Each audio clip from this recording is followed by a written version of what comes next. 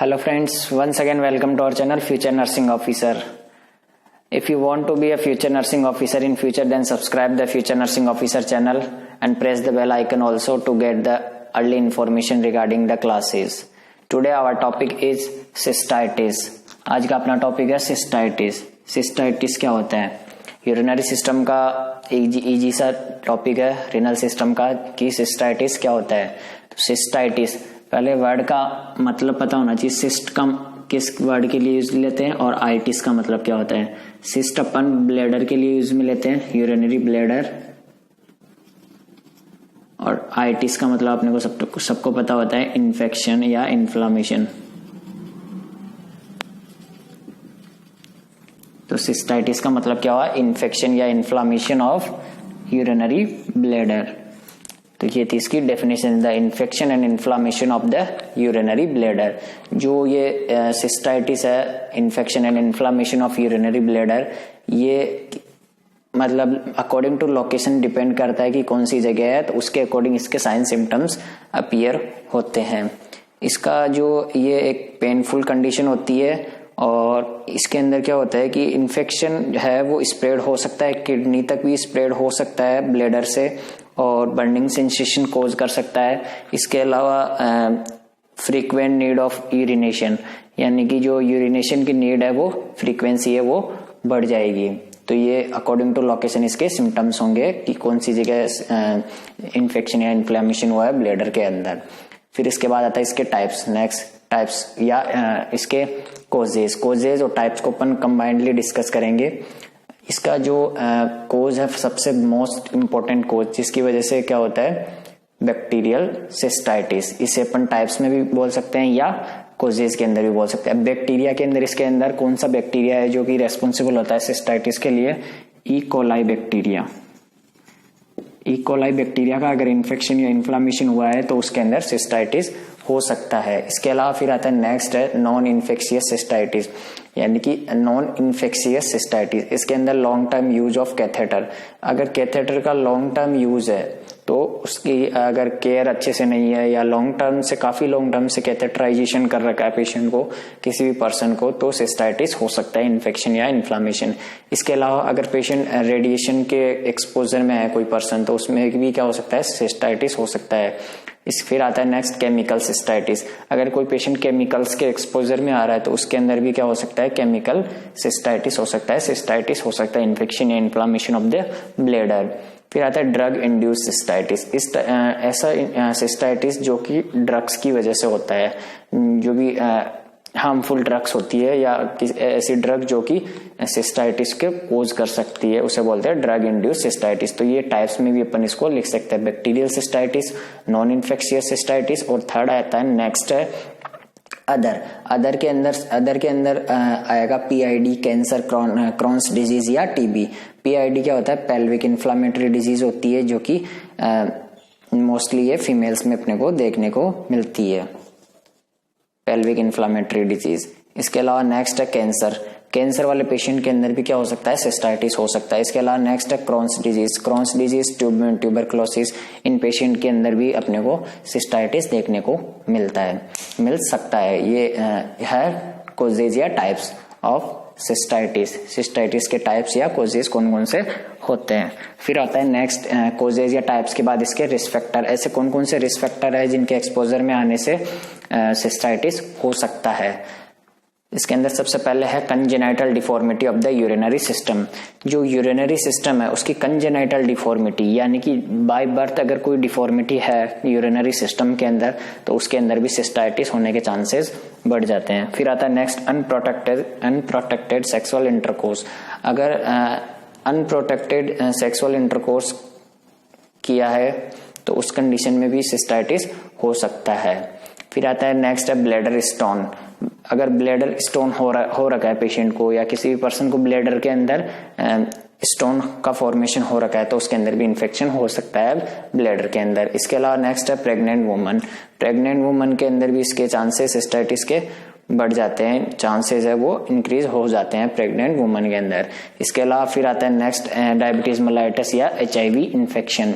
अगर diabetes mellitus है किसी पर्सन को तो उसके अंदर भी सिस्टाइटिस होने के चांसेस बढ़ जाते हैं, या फिर HIV इन्फेक्शन अगर हो रखा है किसी पर्सन को तो उसके अंदर भी सिस्टाइटिस होने के चांसेस बढ़ जाते हैं। तो ये कुछ रिस्क फैक्टर है। Congenital deformity of urinary system, unprotected sexual intercourse, bladder stone, pregnant woman या डायबिटीज मेलाइटस, HIV इन्फेक्शन, ये रिस्क फैक्टर्स है। फिर आता है नेक्स्ट इसके क्लिनिकल मैनिफेस्टेशंस। ऐसे कौन कौन से क्लिनिकल मैनिफेस्टेशंस है जो कि इन्फेक्शन या इन्फ्लामेशन होने की वजह से ब्लैडर के अंदर कौन कौन से साइन अपने को देखने को मिलते हैं। तो इसके अंदर जो मोस्ट है वो है बर्निंग सेंसेशन। जब पेशेंट यूरिनेशन करेगा, यूरिनेट करेगा, तब उसके अंदर बर्निंग सेंसेशन होगा, बर्निंग सेंसेशन। इसके अलावा strong persistent urge to urinate. Strong persistent इसका मतलब यह है कि पेशेंट को ऐसे मतलब कंट्रोल नहीं होगा। जब भी यूरिनेट के लिए पेशेंट जाएगा तो उसको ऐसी अर्जेंसी होगी जिसके अंदर अर्ज होगी, मतलब अर्जेंसी होगी इसके अंदर, मतलब फ्रीक्वेंटली उसे यूरिनेट करना होगा। फिर आता है पेन अबाउ प्यूबिक बोन। जो प्यूबिक बोन है उसके जस्ट अबाउ क्या होगा, पेन, पेशेंट को पेन हुआ क्योंकि वहां पर ब्लैडर प्रेजेंट होता है और ब्लैडर के अंदर इन्फेक्शन या इन्फ्लामेशन हो रहा है इसकी वजह से। फिर आता है नेक्स्ट डिस्कम्फर्ट इन पेल्विक एरिया। जो पेल्विक एरिया है वहां पर पेशेंट को क्या होगा, डिस्कम्फर्ट फील होगा। इसके अलावा इनएबिलिटी टू वॉइड, पेशेंट को ऐसी कंडीशन हो जाएगी कि वो वॉइड नहीं कर पाएगा। फिर आता है नेक्स्ट लो फीवर या हेमेचूरिया। पेशेंट को लो फीवर भी हो सकता है क्योंकि इन्फेक्शन हुआ है, टेम्परेचर बढ़ा हुआ होगा, तो पेशेंट को क्या हो सकता है, फीवर हो सकता है। और हेमेचूरिया, पेशेंट के जो यूरिन है उसके अंदर भी ब्लड आ सकता है, हेमेचूरिया हो सकता है। ये थे इसके साइन एंड सिम्टम जो कि काफी इंपॉर्टेंट है। बर्निंग सेंसेशन होगा जब पेशेंट यूरिनेशन करेगा। फिर आता है next strong persistent urge to urinate, pain above the pubic bone, discomfort in pubic area, inability to void, low fever, haematuria. ये कुछ क्लिनिकल मैनिफेस्टेशंस है। इसके अलावा नेक्स्ट है डायग्नोस्टिक इवेल्युएशन। ऐसे कौन कौन से डायग्नोस्टिक इवेल्युएशन है जिनकी वजह से अपन पता लगा सकते हैं कि सिस्टाइटिस हुआ है। तो इसके अंदर जैसा कि अपन हर डिजीज के अंदर डिस्कस करते हैं कि सबसे पहले अपन को क्या करना होता है, हिस्ट्री कलेक्ट करनी होती है पेशेंट की, क्योंकि प्राइमरी जो गोल होता है नर्स का वो होता है कि पेशेंट की हिस्ट्री कलेक्ट करना।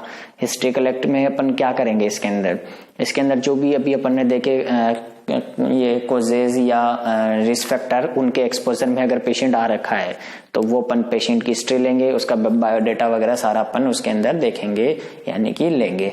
तो ये सब अपन किसके अंदर करेंगे, पेशेंट की हिस्ट्री कलेक्ट करेंगे।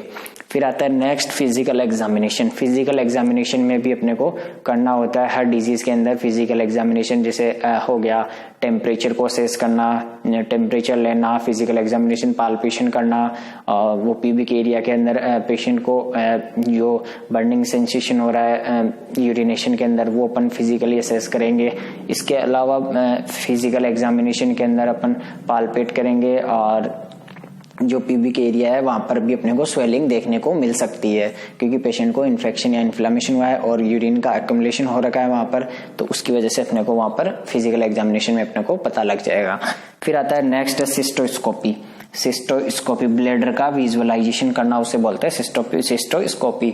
उसके अंदर ब्लैडर को विजुअलाइज किया जाता है, उसको बोलते हैं सिस्टोस्कोपी। एक प्रोसीजर होता है जिसके थ्रू अपन जो इंटरनल वॉल है ब्लैडर की वो अपन देख सकते हैं। इसके अलावा चेस्ट एक्सरे, यूएसजी और चेस्ट। यूएसजी इसका मोस्ट मतलब एक कंफर्मेशन अपन कह सकते हैं। यूएसजी से भी अपने को सिस्टाइटिस का पता लग जाएगा या एक्सरे से भी।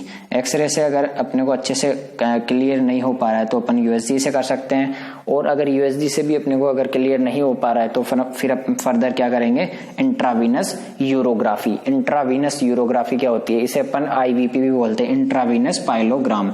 रेडिएशंस के थ्रू अपन क्या करते हैं, जो इंटरनल स्ट्रक्चर है यूरिनरी सिस्टम की उसको विजुअलाइज किया जाता है, उसको देखा जाता है रेडिएशंस के थ्रू, उसे बोलते हैं इंट्रावीनस यूरोग्राफी या इंट्रावीनस पाइलोग्राम।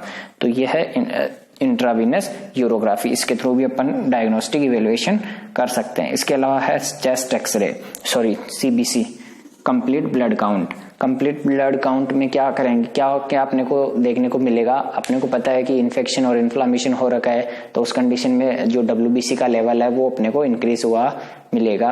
तो ये थे इसके डायग्नोस्टिक इवेल्युएशंस। एक बार वापस से रिव्यू करते हैं। इन्फेक्शन एंड इन्फ्लामेशन को अपन सिस्टाइटिस कहते हैं। कोजेज में देखा बैक्टीरियल में इकोलाई बैक्टीरिया की वजह से होता है, नॉन इन्फेक्शियस सिस्टाइटिस होता है। इसके अलावा अदर में पीआईडी, कैंसर वगैरह अपन ने इसके ये डिजीज होती है, इनकी वजह से सिस्टाइटिस हो सकता है। ये अपन ने टाइप्स में लिख सकते हैं या कोजेज में भी लिख सकते हैं। फिर आते हैं इसके रिस्क फैक्टर। रिस्क फैक्टर में कंजेनाइटल डिफॉर्मिटी, यूरिनरी सिस्टम के अंदर कंजेनाइटल डिफॉर्मिटी है बाय बर्थ, तो उस कंडीशन के अंदर भी सिस्टाइटिस हो सकता है। Unprotected sexual intercourse, bladder stone, pregnant women, diabetes mellitus और एचआईवी इन्फेक्शन की वजह से भी सिस्टाइटिस हो सकता है। फिर इसके बाद आते हैं इसके clinical manifestation, burning sensation, strong persistent urge to urinate, pain above the pubic bone, discomfort in the pubic area, inability to void, low fever और हेमेचूरिया। इसके अंदर अपने को ये साइन सिम्टम्स देखने को मिलते हैं। इसके अलावा फिर आता है next diagnostic evaluation, history collection, physical examination, cystoscopy, chest x-ray, USG, फिर इंट्रावेनस यूरोग्राफी या इंट्रावेनस पायलोग्राम और नेक्स्ट है लास्ट सीबीसी। तो ये थे इसके डायग्नोस्टिक इवैल्यूएशन। अब इसके बाद आता है इसका मैनेजमेंट। इसका मैनेजमेंट कैसे होगा, कैसे अपन इसको मैनेज कर सकते हैं। Next is management. Management cystitis का मैनेजमेंट क्या होगा। इस जो इन्फेक्शन अगर इन्फ्लामेशन होता है उसका कोई भी ऑर्गन के अंदर, तो उसका जो मैनेजमेंट होता है वो मोस्टली अपन किससे ट्रीट करते हैं, इन सबसे अपन अगर इन्फेक्शन हुआ है तो ये अपन पेशेंट को, ये जो ड्रग्स है ये अपन हर पेशेंट को देते हैं। एनाल्जेसिक्स, एनाल्जेसिक्स क्यों देते हैं, पेशेंट को पेन हो रहा है इस वजह से, टू रिड्यूस पेन, पेन को रिड्यूस करने के लिए अपन एनाल्जेसिक्स देते हैं। इसके अलावा एंटीहिस्टामिनिक ड्रग, ऐसी ड्रग्स जो कि एलर्जी को रिलीव करती है, टू रिड्यूस एलर्जी, एलर्जी को रिलीव करने के लिए अपन एंटीहिस्टामिनिक्स देंगे। इसके अलावा एंटीबायोटिक्स अपन देते हैं इन्फेक्शन को रिलीव करने के लिए, टू प्रिवेंट या टू रिलीव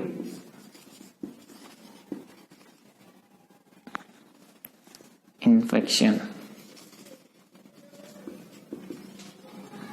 इसके अलावा एंटीपायरेटिक, पेशेंट को फीवर हो रहा है इसलिए टू रिलीव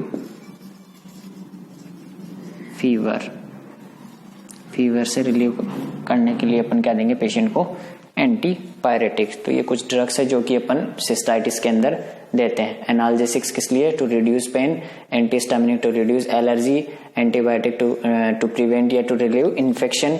इसके अलावा जो एंटीपायरेटिक है वो टू रिलीव फीवर। तो ये कंप्लीट हुआ सिस्टाइटिस। सिस्टाइटिस क्या होता है। और अगर आपने अभी तक चैनल को सब्सक्राइब नहीं किया, चैनल के लिए नए हैं तो अभी चैनल को सब्सक्राइब कर ले और बेल आइकन को भी प्रेस कर ले। अपना जो नेक्स्ट क्लास होगी उसके अंदर बहुत ही इंपॉर्टेंट टॉपिक होगा जो कि यूरिनरी सिस्टम का है, उससे रिलेटेड हर एग्जाम में जो कॉम्पिटिटिव एग्जाम है उसके अंदर क्वेश्चन आता है, तो वो काफी इंपॉर्टेंट होगा। तो वो अपन नेक्स्ट क्लास के अंदर लेंगे। जब तक के लिए थैंक यू।